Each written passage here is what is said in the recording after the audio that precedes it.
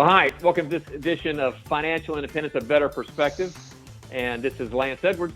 And this is Randy Lupke. And welcome to this episode. And we've got a very time-relevant topic for you on this episode. It's about college. College, is it worth the price? You know, we're here in the midst of COVID, and colleges have been disrupted. Distance learning is the norm. Graduations have been upset. You may have a child who's going to be going to college maybe this fall or coming up soon, or maybe in the future at any point, really even independent of COVID. Is college worth the price? And so on this episode, I'm going to interview Randy, and I got to admit, I've gone through this process with my daughter in funding the college experience, and have some thoughts about it as well. But you deal with all the time with your clients, so I'll just put the question out there, Randy, as a topic. College, is it worth the price? How do you respond to that? Yeah, what a great topic for this time, right? As you mentioned, with this COVID thing going on, relevant to this, there was a skit on Saturday Night Live a couple weeks ago, and I'll kind of paraphrase the quote, but basically, kids are going to go back to school. Parents get to pay full price. They're going to get University of Phoenix online with worse tech support.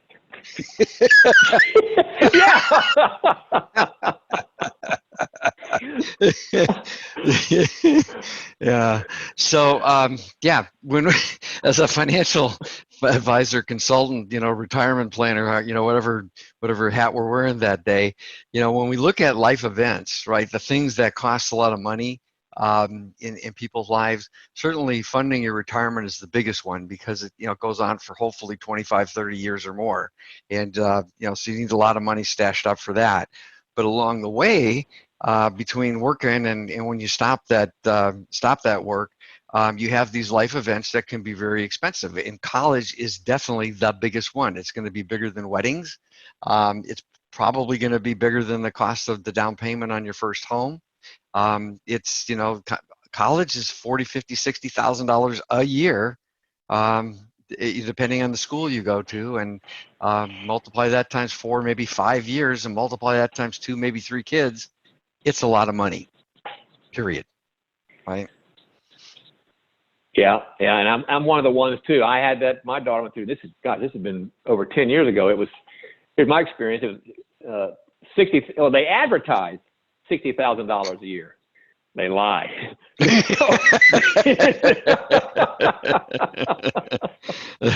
and so she, it cost me whatever, $250,000.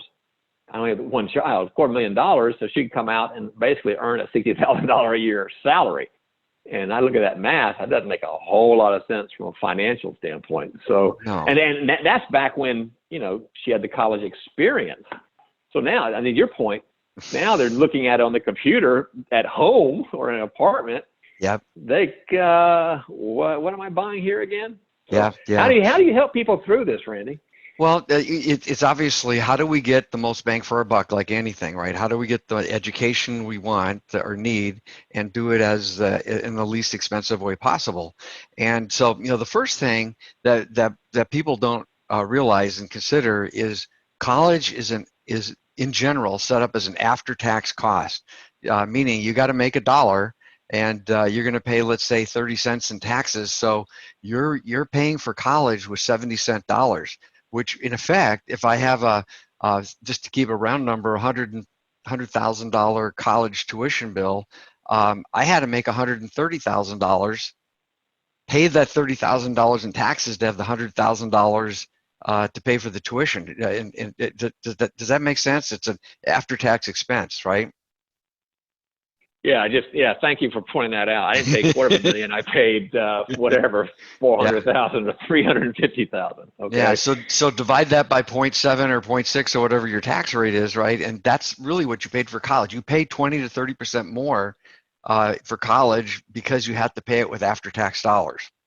Okay, so that's one of the things we want to fix, right? We want to help find ways to to pay for college for our students, for our children, with pre-tax dollars instead. And there's multiple ways to do that. We won't get into that today, but that's certainly a strategy in saving right off the bat. So regardless of what school you go to, regardless of the major you take, if we can do it with pre-tax dollars versus post-tax dollars, that's a better, smarter way. Agreed? Absolutely. Yeah, absolutely. Yeah, absolutely. We'll talk about how to do it another day, right? But we're just going to talk about the general sense of it. So, now the next thing is this whole thing with college financing. There's tuition that's given in the form of grants and scholarships. There is that. There's a few students that are going to be good enough athletes to get athletic scholarships and intellectual things as well. But in general, most kids that go to college aren't going to be eligible for those scholarships. They're just not going to get them, right? At least not the popular ones, the ones that people know about. And so the search for scholarships and for funding has to begin early, and it has to be in earnest, because the money is out there, but you definitely have to go looking for it, because the obvious stuff's going to be gone. Does that make sense too? Yeah, certainly. Yes. I think this is a great topic. So keep on going, because I got a question for you in a minute. Keep on going. Okay. All right. So what we find is that, when you look at the sticker price, if you will, of college, that the sticker price is not necessarily what you end up paying for it. And in fact, many times the sticker price can be very high, but because the college is willing to chip in money for your student for whatever particular reason you can find, the net cost of college will be much lower. So you can take a college that again has a high tuition, maybe paying $40,000-$50,000 a year, and you end up paying $20,000 in tuition. Or you could find a college that costs $30,000 a year and you end up paying the full $30,000. So that's another attribute to look at. What will the college actually contribute to your student's education as well? Now that's okay. Let me interject here. That's an interesting point. I hadn't even thought about this, Randy. So part of your decision process could be how much financial aid you're going to receive from a particular college or particular university, because it'll vary by college. It will vary by college and by subject. Right, and by the major, colleges basically have fulfillments, right? They have slots they want to fill, and if your student can fill a slot that they want, then you're likely to receive more benefits. And conversely, if they don't, they won't, and you'll pay. All right, so now you get this. Okay, so I think I see where you're heading here, but you got this whole matrix now as part of the formula, trying to decide where you're going to go, if you're going to go, etc. Yep. Okay, all right. Is that the whole decision process, or is there more to complicate it? Oh, it's much more complicated. That's what I was afraid of. Yeah, because, let's face it, most kids when they're 18 years old have no idea what they want to be when they grow up, right? I mean, some of us, get gray hair before we figure it out. It happens, or lose our hair. One of the other both, right? but so here you're faced with the decision, a very expensive choice and decision you have to make when kids are 18 years old, and again, most of them don't really know what they want. So let's step back and take a bigger picture at what college is supposed to provide, right? So fundamentally, we think of college as providing an education, right? And the way the colleges break it down is there's this really core level of really math and English and all these basic elements of school that supposedly you're going to get that education in high school, but a lot of high schools don't do a good enough job. So unfortunately, a lot of kids find themselves going into college, testing poorly on these core subjects, and then have to take these remedial classes after college. So basically, now, parent, you're paying for high school education for the first 2 years of your college student's experience, but instead of getting it for free in your community, you're paying this $20,000, $30,000, $40,000 a year. So that's a big problem. That makes sense too? Yeah. Now you're just making it more and more ugly. I didn't even think about that one either. I had to close the door. It gets even. And by the way, and you're paying distance learning for a high school education at $42,000 a year. That's what you just shared with us, right?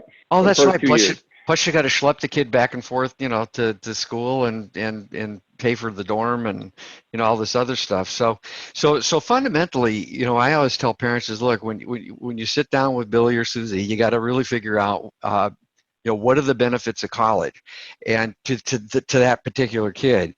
And for a lot of them, the benefits just aren't going to be there. If they're going to be uh, uh, a doctor, or they're going to be an engineer, they're going to be an attorney, they're going to be some type of professional that requires a degree in college, then certainly college is the only pathway into it. But for many kids, that's just not what they're going to be when they grow up. It's not what they're going to do.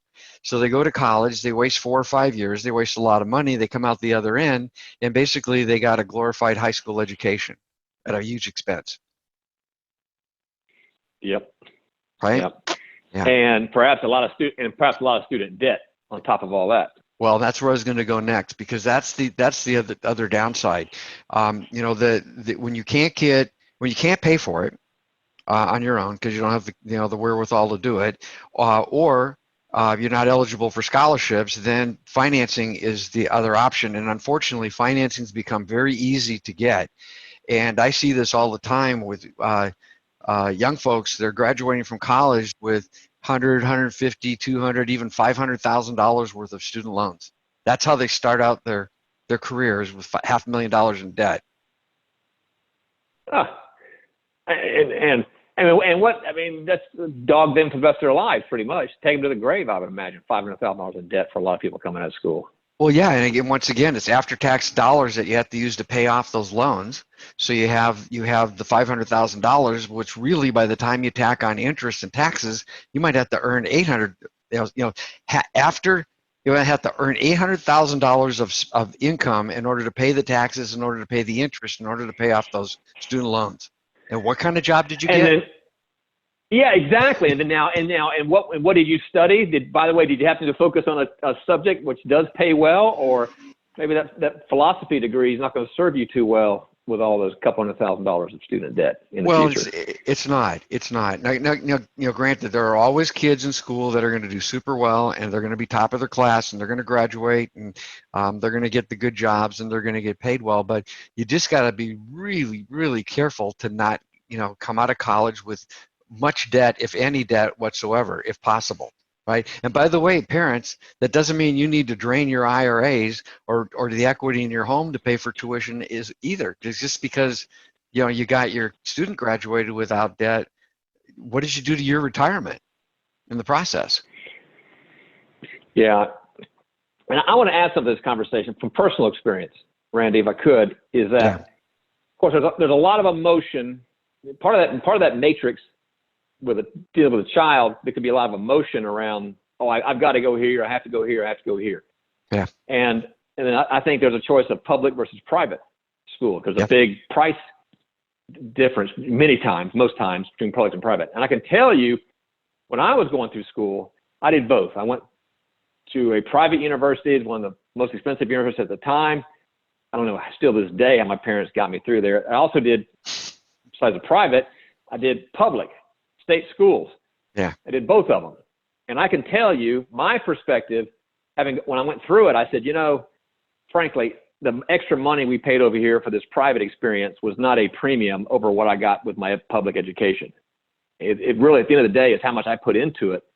And so, other than the name recognition people might want to argue about, or that's where your folks went for the student, many times I think the public university gets not considered as an option when it is an absolute viable option, certainly in comparison to draining your retirement savings in order to make sure little Mary has a good 4 years during that process. And so that was my personal experience. And is that, now having said that, I put my daughter through a private university.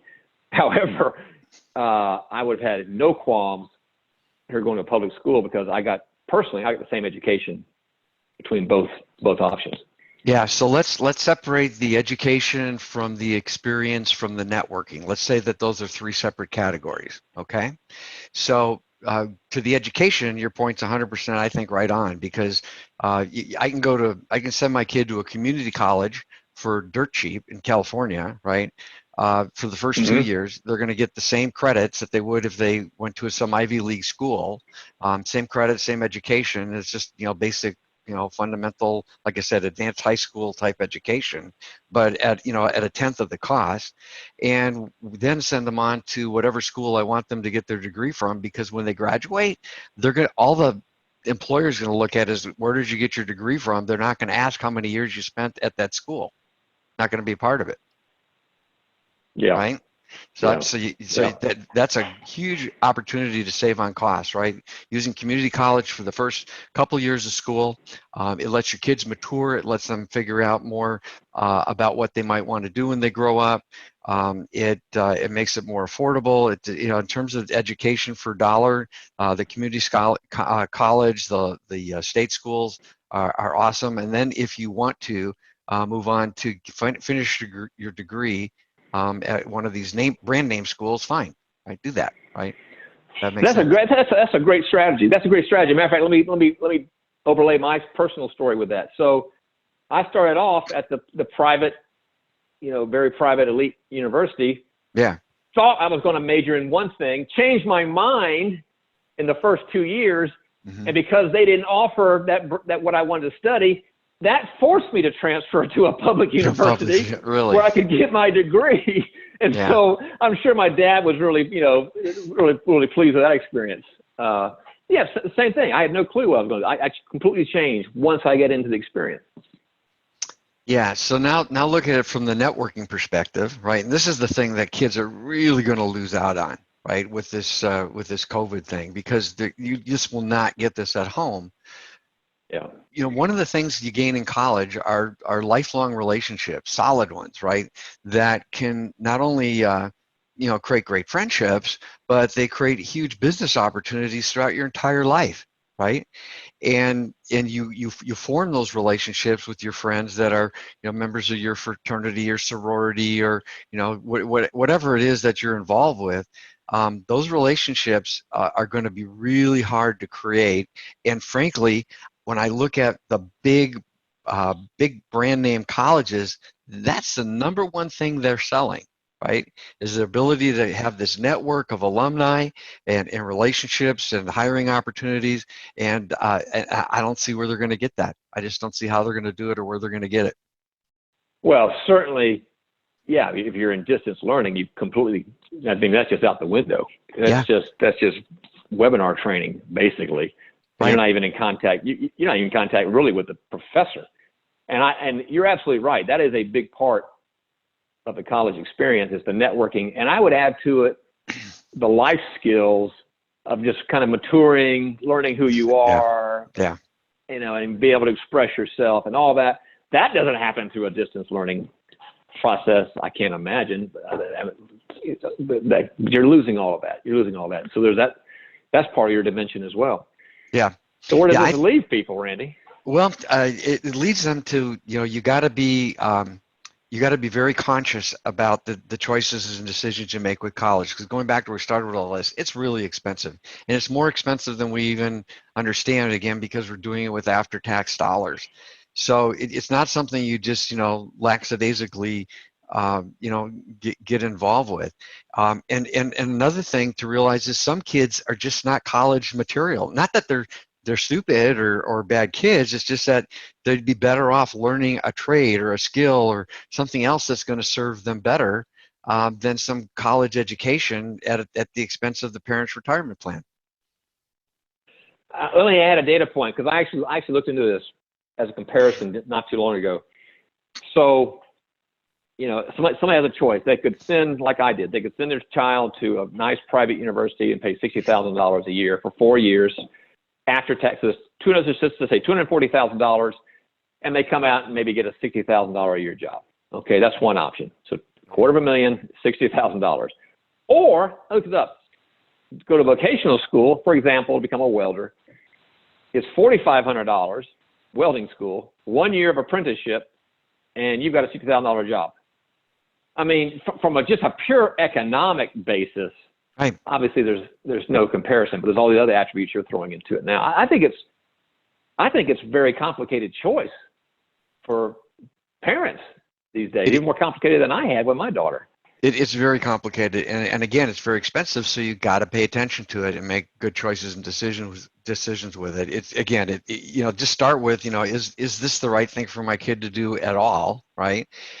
Some parents, that might be their first generation of getting somebody into school, and it's important to them to do that, and I get it, right? There's a lot of different reasons to do it, but it's a very expensive proposition. And another thing, Lance, college used to be, frankly, your golden ticket, right? Like the Willy Wonka thing. If you got your college degree, you got a job, right? You get in. Now that golden ticket at least requires a master's, right? And even that's not a guarantee. You really need, to be in a field that has a perspective of employing you at a decent wage. And so, kind of pulling back the pages here, do I send my kid to college or not? Is that the right career path for them or not? That's one thing. If I do, now I have to use this. I have to go through this whole shopping experience to figure out, what's the best, most affordable path to make that happen. And at the end of the day, when they graduate, now I need to do the return on investment calculation to say, yeah, it's worth $240,000 to get a $60,000 job. Well, maybe. Right, but the other token is, if I would have done the welding school example, I would have not only have saved money on the tuition I didn't have to pay, but I'd also have more years of working that I could be saving money, right, putting money in the bank.